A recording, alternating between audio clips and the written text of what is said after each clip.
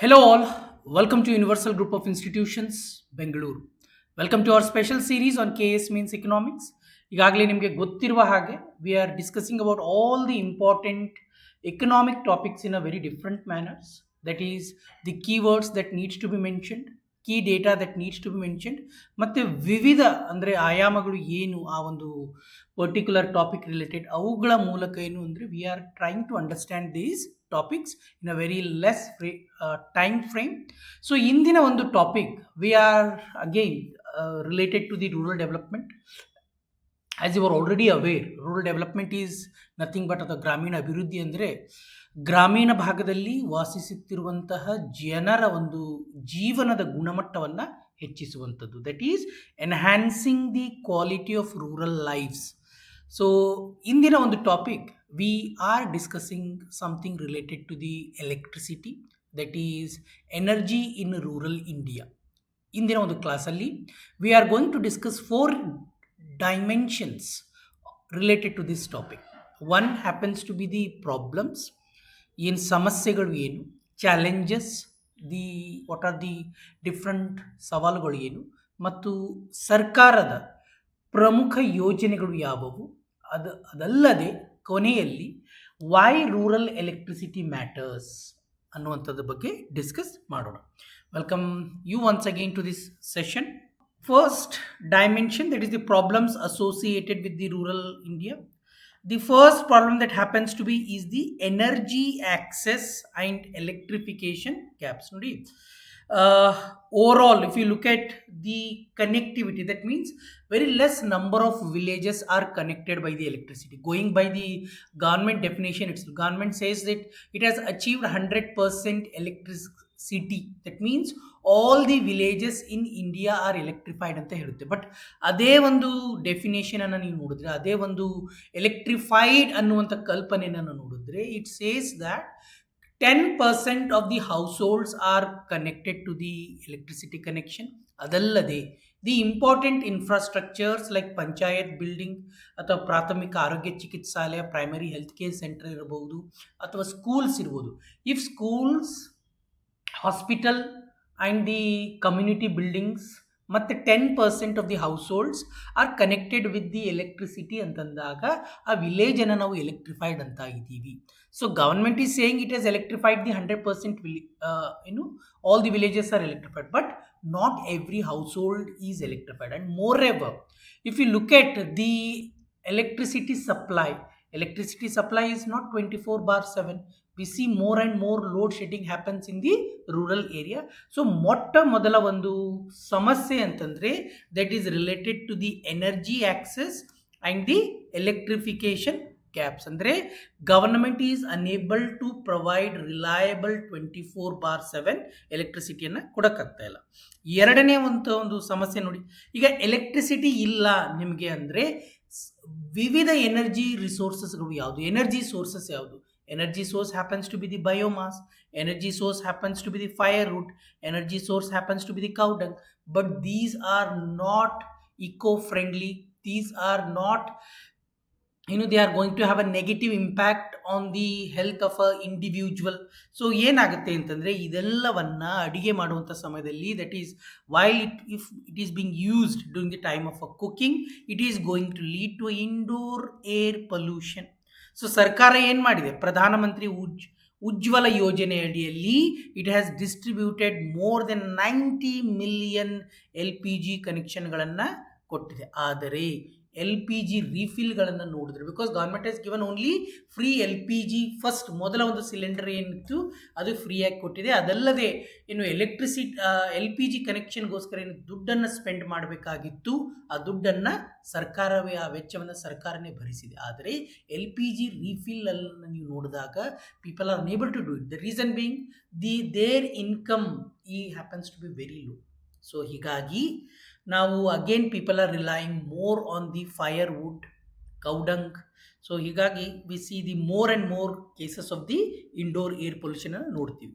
ಅದಾದ ಮೇಲೆ next happens to be the poor infrastructure and high transmission losses. ನೋಡಿ, ಈ ಎಲೆಕ್ಟ್ರಿಸಿಟಿ ಜನರೇಟ್ ಆಗಿರುವಂಥ ಸ್ಥಳ ಅಂದರೆ ಸೋರ್ಸ್ ಇಂದ, the electricity houses when it is being supplied through these transmission lines, we are seeing that more and more transmission loss ಆಗ್ತಾ ಇದೆ. The reason being is that the infrastructure that we are using is happens to be of the older generation. So technology in older generation ಇದ್ದಾಗ high transmission losses ಇದೆ. ಉದಾಹರಣೆಗೆ ಒಂದು just example ಕೊಟ್ಟಾಗ, ನೀವು West ಅಲ್ಲಿ ನೋಡಿದಾಗ, ಉದಾಹರಣೆಗೆ the so called western developed countries, western European countries ಇರ್ಬೋದು, ಇಲ್ಲ ಯುನೈಟೆಡ್ ಸ್ಟೇಟ್ಸ್ ಆಫ್ ಅಮೇರಿಕಾ ಇರ್ಬೋದು, ಕೆನಡಾ ಇರ್ಬೋದು, ಅಲ್ಲಿ ಟ್ರಾನ್ಸ್ಮಿಷನ್ ನೋಡಿದಾಗ ಟ್ರಾನ್ಸ್ಮಿಷನ್ ಈಸ್ ಲೆಸ್ ದೆನ್ 5%. ನಮ್ಮಲ್ಲಿ ದಿ ಟ್ರಾನ್ಸ್ಮಿಷನ್ ಲಾಸಸ್ ಅನ್ನು ನೋಡಿದಾಗ 20 to 25%. Global average is 8 to 10%. ಇದರಲ್ಲೇ ನೀವು ಡೆವಲಪ್ಡ್ ಕಂಟ್ರೀಸ್ ಅನ್ನು ನೋಡಿದಾಗ there is again less than 2 to 5% ಇದೆ ನಮ್ಮ ಟ್ರಾನ್ಸ್ಮಿಷನ್ ಲಾಸ್. ನೋಡಿ, that happens to be the 20 to 25%. More ever voltage ಫ್ಲಕ್ಚುಯೇಷನ್ಸ್ಗಳನ್ನು ನೋಡ್ತೀವಿ. Unreliable for the productive use, that cannot be used for the during the time of irrigation, agro processing. Because ಏನಾಗುತ್ತೆ, voltage fluctuation ಜಾಸ್ತಿ ಆದಲ್ಲಿ ಏನಾಗುತ್ತೆ, motor ಕೆಟ್ಟಿ ಹೋಗುವಂಥ ಒಂದು ಸಾಧ್ಯತೆ ಕೂಡ ಜಾಸ್ತಿ ಇರುತ್ತೆ. ಸೊ ರಿಲಯಬಿಲಿಟಿ ಆಲ್ಸೋ ಮ್ಯಾಟರ್ಸ್ ಅಂತ ಹೇಳ್ಬೋದು. Next, affordability and the financial constraints. ನೋಡಿ, ರೂರಲ್ ಕನ್ಸ್ಯೂಮರ್ಸ್ನ ಒಂದು ಇನ್ಕಮ್ ಲೆವೆಲನ್ನು ನೋಡಿದಾಗ they are unable to afford the electricity. ನೀವು ಉಚಿತವಾಗಿ ಕೊಡ್ತಾ ಇದ್ರೆ that is a secondary matter, but not every state is providing the free electricity. So ಹೀಗಾಗಿ ಏನು ಮಾಡ್ತೀವಿ ಅಂತಂದರೆ, majority of the rural consumers are unable to afford ಒಂದು high ಎಲೆಕ್ಟ್ರಿಸಿಟಿಯನ್ನು ಅಫೋರ್ಡ್ ಮಾಡೋಕ್ಕೆ ಸಾಧ್ಯ ಆಗ್ತಾ ಇಲ್ಲ. ಮತ್ತು ಈ ಡಿಸ್ಟ್ರಿಬ್ಯೂಷನ್ ಕಂಪನೀಸ್ ಏನಿದೆ ಅಲ್ಲ, ನಾವು ಅದನ್ನು ಡಿಸ್ಕಾಮ್ಸ್ ಅಂತ ಕರಿತೀವಿ. So if you look at the tariff, ಈಗ ನೀವು 1 ಯೂನಿಟ್ ಎಲೆಕ್ಟ್ರಿಸಿಟಿ ಹಿಂದೆ ಸರಿಸುಮಾರು 5 ರೂಪಾಯಿಯಿಂದ 7 ರೂಪಾಯಿಯಷ್ಟು ಸಬ್ಸಿಡಿ ಇದೆ. ಅಂದರೆ ನಮ್ಗೆ ಯಾರೋ 1 ಯೂನಿಟ್ ಎಲೆಕ್ಟ್ರಿಸಿಟಿಯನ್ನು ಕೇವಲ 5 ರೂಪಾಯಿಗೆ ಕೊಡ್ತಾ ಇದ್ದಾರೆ ಅಂದರೆ ಮಾರುಕಟ್ಟೆ ಬೆಲೆ ಎಷ್ಟಿರಬೇಕಿತ್ತು ಅದು ಅಂದರೆ ಮಿನಿಮಮ್ 12 ರೂಪೀಸ್ ಇರಬೇಕಿತ್ತು. But they are not charging us 12 rupees, rather they are charging at 5 rupees. So the loss is being faced by these distribution companies, even though they are being given the subsidies or given the financial support by the government, but still the distribution companies are making huge amount of losses. ಸರ್ಕಾರದನೇ ವರದಿ ಹೇಳುವ ಪ್ರಕಾರ 2023ರ ಒಂದು ಕೊನೆಯಲ್ಲಿ ಒಟ್ಟಾರೆಯಾಗಿ distribution company losses ಅನ್ನು ನೋಡಿದಾಗ 6 ಲಕ್ಷ ಕೋಟಿ. So that is very huge amount of money. So ನೀವು ಅಷ್ಟೊಂದು ಸಾಲದ ಒಂದು ಇದರಲ್ಲಿ ಇದ್ದಾಗ will not be able to ensure the quality of the services.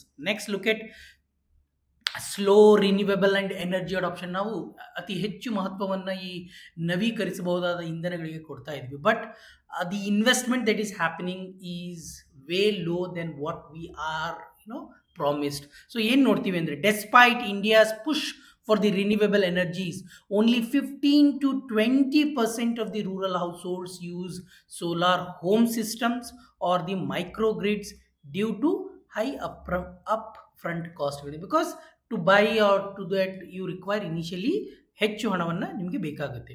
ನೋಡಿ, ನೆಕ್ಸ್ಟ್ ನೋಡಿ, agricultural power supply issues. 70% of the fresh water usage ಏನಿದೆಯಲ್ಲ ಅಗ್ರಿಕಲ್ಚರ್ಗೆ, ದಟ್ ರಿಕ್ವೈರ್ ಸಿಗ್ನಿಫಿಕೆಂಟ್ ಎನರ್ಜಿ. ಯಾವುದಕ್ಕೋಸ್ಕರ? ಇರಿಗೇಷನ್ ಪಂಪ್ಗೋಸ್ಕರ. But these farmers are relying on the subsidised electricity. ಒಂದು over extraction of water ಆಗುತ್ತೆ, ಒಂದು at the same time ಈ electricity ಏನಿದೆ that is not reliable. Voltage fluctuation ಇರೋದರಿಂದ ದಿ ಪಂಪ್ ಸೆಟ್ಗಳು ಕೆಟ್ಟು ಹೋಗುವಂಥ ಸಾಧ್ಯತೆ ಕೂಡ ಜಾಸ್ತಿ ಇದೆ. At the same time more ಯೂಸೇಜಿಂದ ಕೂಡ ಓವರ್ ಎಕ್ಸ್ಪ್ಲಾಯ್ಟೇಷನ್ ಕೂಡ ಆಗ್ತಾ ಇದೆ. Next one, policy and the implementation gaps. ನೋಡಿ, ದಿ ಮ್ಯಾಟರ್ ಆಫ್ ಎಲೆಕ್ಟ್ರಿಸಿಟಿ ಏನಿದೆ, this happens to be the matter of a concurrent list. ಅಂದರೆ ರಾಜ್ಯ ಸರ್ಕಾರ ಕೂಡ ಅದರ ಮೇಲೆ ಒಂದು ನೀತಿಗಳನ್ನು ನಿರೂಪಣೆ ಮಾಡಬಹುದು, ಕೇಂದ್ರ ಸರ್ಕಾರ ಕೂಡ ನೀತಿಗಳನ್ನು ನಿರೂಪಣೆ ಮಾಡಬಹುದು, ಶಾಸನಗಳ ರಚನೆ ಮಾಡಬಹುದು. ಕೇಂದ್ರ ಮತ್ತು ರಾಜ್ಯ ಸರ್ಕಾರಗಳ ಒಂದು ಶಾಸನಗಳನ್ನು ನಾವು ಕಂಪೇರ್ ಮಾಡಿದಾಗ they are not on a same page. So ಆ ನೀತಿಗಳಲ್ಲಿ ನಾವು ವಿರೋಧಾಭಾಸವನ್ನು ಕಾಣ್ತೀವಿ. ಅವಾಗ ಏನಾಗುತ್ತೆ ಅಂತಂದರೆ, due to these policy inconsistency ಒಟ್ಟಾರೆಯಾಗಿ ಎನರ್ಜಿ ಸೆಕ್ಟರ್ ಮೇಲೆ ಅದು ಪೂರಕವಾದ ಪರಿಣಾಮವನ್ನು ಬೀರುವುದಿಲ್ಲ. So it is going to have the negative impact on the energy sector ಅಂತ ಹೇಳ್ಬೋದು. So let us look at the challenges, ಏನು ಸವಾಲುಗಳು ಏನು ರೂರಲ್ ಎಲೆಕ್ಟ್ರಿಫಿಕೇಷನಲ್ಲಿ. ಮೊಟ್ಟ ಮೊದಲ ಇಶ್ಯೂ ನಾನು ಈಗಾಗಲೇ ಹೇಳ್ದಂಗೆ, there is a issue related to the reliability issue. They are rural areas receive on an average 12 to 16 hours electricity per day. This is not about the every village. There are villages which receives less than 10 hours of electricity ಅನ್ನು ಕೂಡ receive ಮಾಡ್ತಾ ಇದ್ದಾವೆ. So not every village is that like it. So high dependence on the subsidized power ಅಂತ ಹೇಳಿದೆ. ಅತಿ ಹೆಚ್ಚು ಅತ್ಯಂತ ಒಂದು ದೊಡ್ಡ ಸಮಸ್ಯೆನೇ ಏನು ಅಂತಂದರೆ, ನಮಗೇನು ಎಲೆಕ್ಟ್ರಿಸಿಟಿ ಬರ್ತಾ ಇದೆಯಲ್ಲ, that is highly subsidised. So distribution companies are incurring the losses. Financial constraints and discount debt, 6 lakh ಕೋಟಿಯಷ್ಟು ಏನು ಸಾಲದ ಹೊರೆ ಇದೆ. ಈ ಡಿಸ್ಟ್ರಿಬ್ಯೂಷನ್ ಕಂಪನೀಸ್ ಸಾಲವನ್ನು ಏನು ಇನ್ಕ್ರೀಸ್ ಆದಂಗೆ, these will not be able to make any strategic investment. Affordability and economic barriers. ನೋಡಿ, ಅಫೋರ್ಡೆಬಿಲಿಟಿ ಹೇಳಿದೆ, ಈಗ ಎಲೆಕ್ಟ್ರಿಸಿಟಿ ಹೈ ಕಾಸ್ಟ್ ಇದ್ದಾಗ, ಎಸ್ಪೆಷಲಿ ದಿ ಲೋ ಇನ್ಕಮ್ ರೀಜನ್ಸ್ಗಳೇನಿರುತ್ತೆ, ಅಲ್ಲಿ ಇನ್ಕಮ್ ಲೆವೆಲ್ಸ್ ಅಂದರೆ ಫ್ಯಾಮಿಲಿಗಳ ಇನ್ಕಮ್ ಕಡಿಮೆ ಇದ್ದಾಗ, they are not going to use the electricity, rather they are going to depend upon these firewood ಇರ್ಬೋದು, ಕೌಡಂಗ್ ಕೇಕ್ ಇರ್ಬೋದು, ಅಂಥದ್ರಗಳ ಮೇಲೆ ಏನು they are going to depend. So ಕೆಲವೊಮ್ಮೆ ನಾವು ಏನು ಅಬ್ಸರ್ವ್ ಮಾಡ್ತೀವಿ ಅಂದರೆ, sometimes under utilisation of the power infrastructure also happens. Infrastructure and implementation challenges. Many remote areas lack last mile connectivity. Not every village is connected. I mean, ಈಗ ತುಂಬ especially the north eastern part of ಇಂಡಿಯಾದಲ್ಲಿರುವಂಥ ಗ್ರಾಮೀಣ ಪ್ರದೇಶಗಳನ್ನು ನೋಡಿದಾಗ, ಅಥವಾ ನಮ್ಮ the part that are part of Jharkhand, Chhattisgarh ಅಥವಾ ಒಡಿಸ್ಸಾ ಅಂತಲ್ಲಿ ನಾವು ನೋಡಿದಾಗ ಏನಂದರೆ, ಲಾಸ್ಟ್ ಮೈಲ್ ಕನೆಕ್ಟಿವಿಟಿ, ಎವ್ರಿ ವಿಲೇಜನ್ನು ಕನೆಕ್ಟ್ ಮಾಡೋಕ್ಕೆ ಆಗ್ತಾ ಇಲ್ಲ. ಕಾರಣ ಹಳ್ಳಿ, ಐ ಮೀನ್ ದಿ ಏನು ಬೆಟ್ಟ ಗುಡ್ಡಗಾಡುಗಳಲ್ಲಿ ಆ ವಿಲೇಜ್ಗಳು ಲೊಕೇಟ್ ಆಗಿದ್ದಾವೆ. And at the same time the old and inefficient distribution infrastructure will also lead to the technical failures and the delayed ಮೇಂಟೆನೆನ್ಸ್ಗಳನ್ನು ನಾವು ನೋಡ್ತಾ ಇದ್ದೀವಿ. ಸ್ಲೋ ಎನರ್ಜಿ ಇಂಟಿಗ್ರೇಷನ್ ಹೇಳಿದೆ ನಾನು, ಅಂದರೆ we are promising a lot, at the same time we are not able to achieve the rapid integration of these solar energy ಇರ್ಬೋದು ಅಥವಾ wind energy ಇರ್ಬೋದು. The reason being high up front cost, ಅಂದರೆ initial cost ಏನಿದೆ ತುಂಬ high ಇರುತ್ತೆ. Lack of local technician maintenance, ಅಂದರೆ ದುರಸ್ತಿ ಮಾಡುವಲ್ಲಿ ಅಥವಾ ರಿಪೇರ್ ಮಾಡುವಲ್ಲಿ ನಾವು ಟೆಕ್ನಿಷಿಯನ್ಸ್ಗಳ ಅಭಾವ ಇದೆ. At the same time there are issues related to the policies and the incentives. Next one, the policy and the governance issue here. There is a lack of proper monitoring, correct agi ಮಾಡ್ತಾ ಇಲ್ಲ. Delayed project implementation, completion in the ಏನಾಗುತ್ತೆ, cost of the project itself is going to increase, and unequal power distribution is one of the great challenge ಅಂತ ಹೇಳ್ಬೋದು.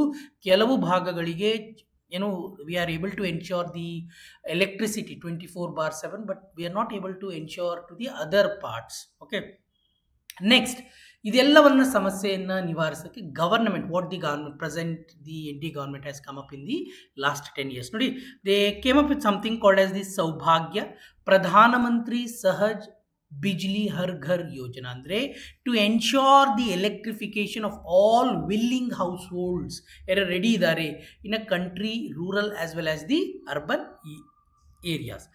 Next, DDU GGY Deen Dayal Upadhyaya Gram Jyoti Yojana. ಇಲ್ಲಿ ಏನು ಅಂತಂದರೆ, it is more related to the transmission network.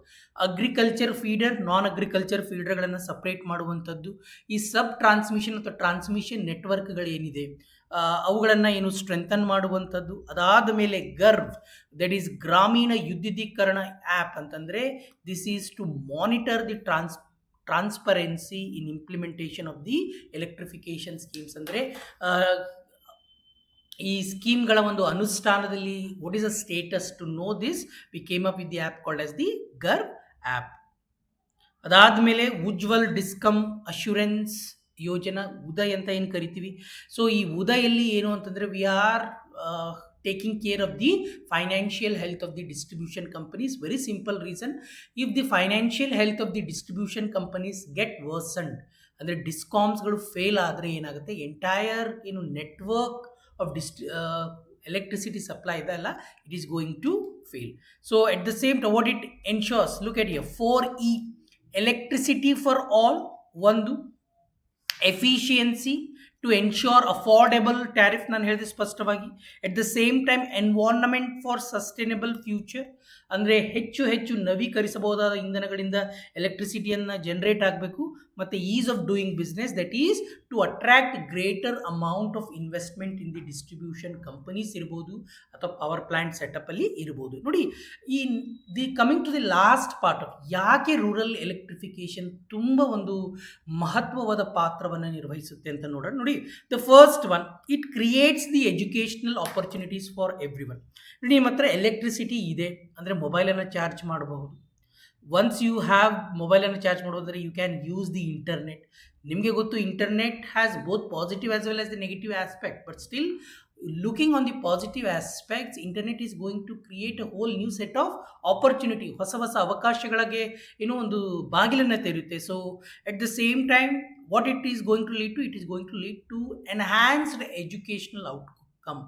ಅಂದರೆ next one, increased efficiency and productivity.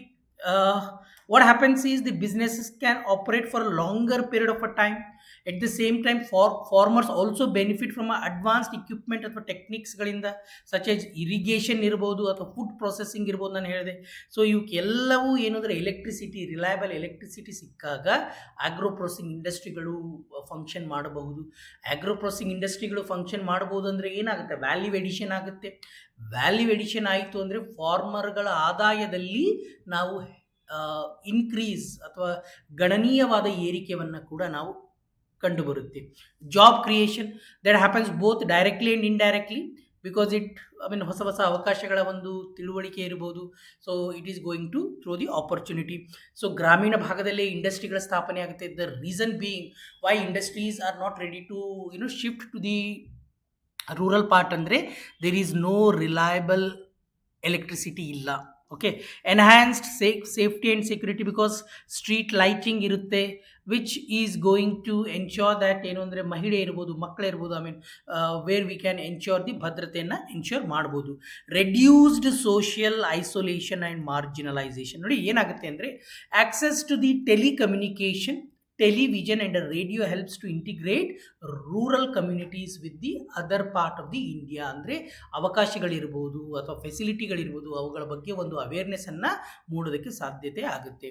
At the same time and the last one happens to the healthier living condition. ನೋಡಿ, firewood ಅಥವಾ ಒಲೆಯನ್ನು ಹತ್ತಿಸೋದ್ರಿಂದ ಏನಾಗ್ತಾಯಿದೆ, indoor air pollution ಆಗ್ತಾ ಇದೆ. The cases of asthma ಎಲ್ಲ ಏನಾಗುತ್ತೆ, ಜಾಸ್ತಿ ಆಗುತ್ತೆ. ಆವಾಗ ನಾವು ಏನು ಮಾಡ್ಬೋದು ಅಂತಂದರೆ LPG ಬಳಕೆ ಅಥವಾ ಸೋಲಾರ್ ಕುಕ್ಕರ್ಗಳ ಬಳಕೆ ಅಥವಾ ಇಂಡಕ್ಷನ್ ಕುಕ್ಕರ್ಗಳಂಥ ಬಳಕೆಯನ್ನು ಮಾಡೋದ್ರಿಂದ ಏನಾಗುತ್ತೆ ಅಂದರೆ we will be able to ensure the healthier conditions for the women who are the important part of the household ಅಂತ ಹೇಳ್ಬೋದು. ಸೊ ಈ ಒಂದು ಸೆಷನಲ್ಲಿ that's it. Where we have discussed the challenges, ಪ್ರಾಬ್ಲಮ್ಸ್ಗಳು ಏನು, ಸರ್ಕಾರ ಕೈಗೊಂಡಿರುವಂಥ ಕ್ರಮಗಳು ಏನು, ಮತ್ತು ಯಾಕೆ ಇದು ಅತ್ಯಂತ ಪ್ರಮುಖವಾದ ಪಾತ್ರವನ್ನು ನಿರ್ವಹಿಸುತ್ತೆ.